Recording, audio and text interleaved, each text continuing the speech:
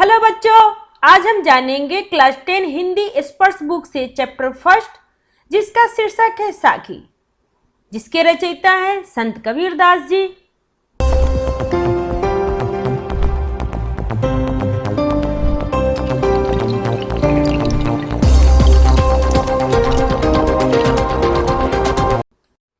बच्चों, यहाँ पे हम संत कबीरदास जी का जीवन परिचय जानेंगे।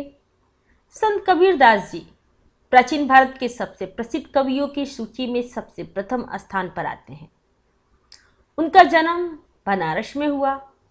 हालांकि इस बात की पुष्टि नहीं की जा सकी, परंतु ऐसा माना जाता है कि उनका जन्म 1400 यानी 1400 के आसपास हुआ। उनके माता पिता के बारे में भी यह प्रमाणित नहीं है कि उन्होंने कबीरदास जी को जन्म दिया, यह केवल उनका पालन पोषण किया। कबीरदास जी ने खुद को अपनी कई रचनाओं में चुल्हा कहा है। संत कबीरदास जी कभी विधिवत शिक्षा प्राप्त नहीं की, किंतु ज्ञानी और संतों के साथ रहकर कबीरदास जी ने दीक्षा और ज्ञान प्राप्त किया। वो धार्मिक कर्मकांडों से परे थे। उनका मानना था कि परमात्मा एक है, इसलिए वो हर धर्म की आलोचना और प्रशंसा करते थे। उन्होंने कई कविताएं गाई जो आज के सामाजिक परिदृश्य में भी उतनी सटीक है जितनी की उस समय। उन्होंने अपने अंतिम क्षण मगहर में व्यतीत किए और वहीं अपने प्राण त्यागे। कबीरदास जी की रचनाएं कबीर ग्रंथावली में संग्रहित है। कबीर की कई रचनाएं गुरु ग्रंथ साहिब में भी पढ़ी जा सकती हैं। इस पाठ का पहला दोहा है, ऐसी बानी बोलिए मन का आपा खोए, अपना तन शीतल करे औरन को सुख होए। इसका अर्थ हुआ, कबीरदास जी कहते हैं कि हमें ऐसी बातें करनी चाहिए जिसमें हमारा न झलकता हो। इससे हमारा मन शांत रहेगा तथा सुनने वालों को भी सुख और शांति प्राप्त होगी। सेकंड दोहा है, कस्तूरी कुंडली बसे, कस्तूरी कुंडली बसे मृग ढूंढे वन माही, ऐसे घाटी घाटी राम है दुनिया देखे नाही। इसका अर्थ हुआ, यहाँ कबीर जी ईश्वर के महत्व को स्पष्ट करते हुए कहा है कि कस्तूरी हिरण की नाभि में होती है, लेकिन इससे अनजान हिरण उसके सुगंध के कारण उसे पूरे जंगल में ढूंढता फिरता है।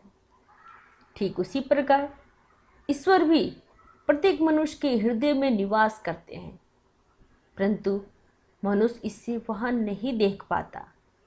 वो ईश्वर को मंदिर, मस्जिद और तीर्थ स्थानों में ढूंढता रहता है। अगला दोहा है, जब मैं था तब हरि नहीं, जब मैं था तब हरि नहीं, अब हरि है मैं नहीं, सब अंधियारा मिट गया जब दीपक देखा माही।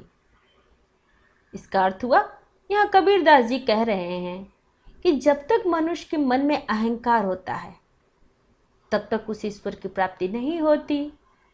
जब उसके अंदर का अहंकार मिट जाता है तब ईश्वर की प्राप्ति होती है।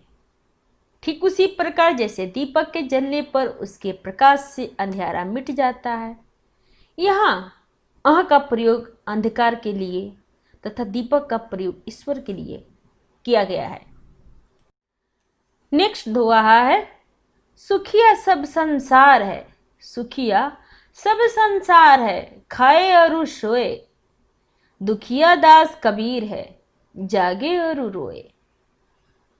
बच्चों, इसका अर्थ हुआ, कबीरदास जी के अनुसार ये सारी दुनिया सुखी है क्योंकि ये केवल खाने और सोने का काम करता है, इसे किसी भी प्रकार की चिंता नहीं है।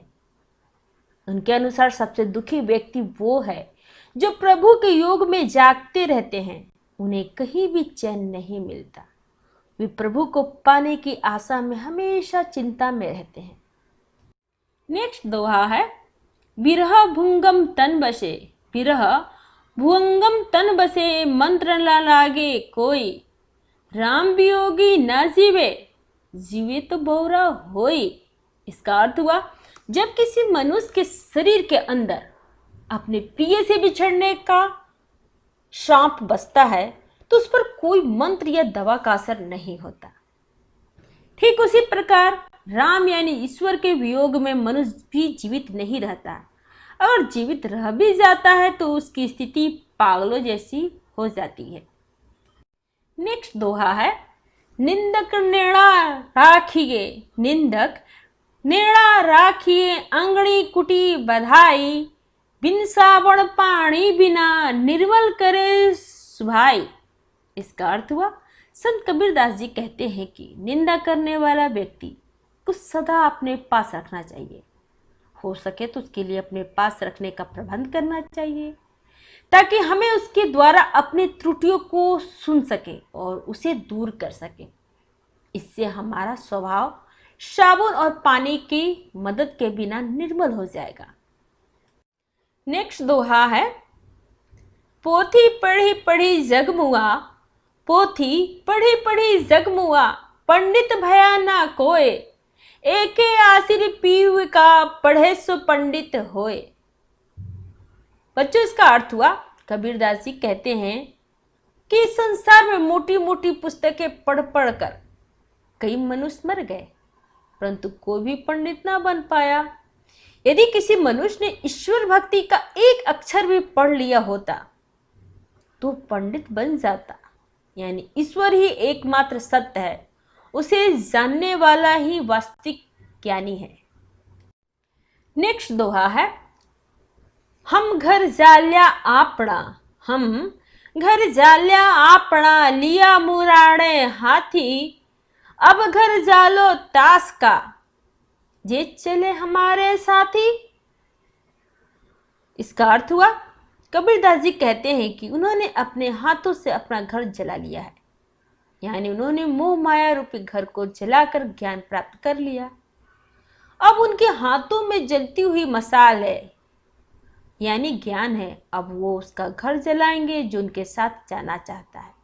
यानी उसे भी मोह माया के बंधन से आजाद होना होगा जो ज्ञान प्राप्त करना चाहता है। बच्चों, अब इस चैप्टर से कुछ कठिन शब्दों के अर्थ जान लेते हैं। वाणी, वाणी मतलब वाणी। आपा मतलब अहंकार। शीतल मतलब ठंडा। कस्तूरी मतलब एक सुगंधित पदार्थ। कुंडली मतलब नाभि। माही मतलब भीतर। मय मतलब अहंकार। हरि मतलब भगवान। मीठी मतलब मिठना। सुखिया मतलब सुखी। अरु मतलब और। पिरा मतलब वियोग। भुवंगम मतलब सांप। बौरा मतलब पागल। निंदक मतलब बुराई करने वाला। नेड़ा मतलब निकट। अंगड़ी मतलब आंगन। सावण मतलब साबुन। पानी मतलब पानी। निर्मल मतलब पवित्र। सुभाई मतलब स्वभाव। पोथी मतलब ग्रंथ। मुआ मतलब मर गया। भया मतलब हुआ। आसिर मतलब अक्षर। पीयू मतलब प्रीतम या ईश्वर। जालिया मतलब जलाया। अपना मतलब अपना। मुराना मतलब जलती हुई लकड़ी। जाला मतलब जलाऊं।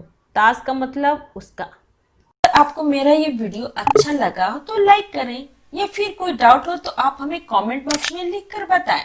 अगर आप पहली बार मेरे चैनल पे आए हैं तो सब्सक्राइब करें और बेल आइकन को प्रेस करें जिससे आपको मेरे नए वीडियो का नोटिफिकेशन सबसे पहले मिले। थैंक यू बच्चों, फिर मिलते हैं अगले वीडियो में।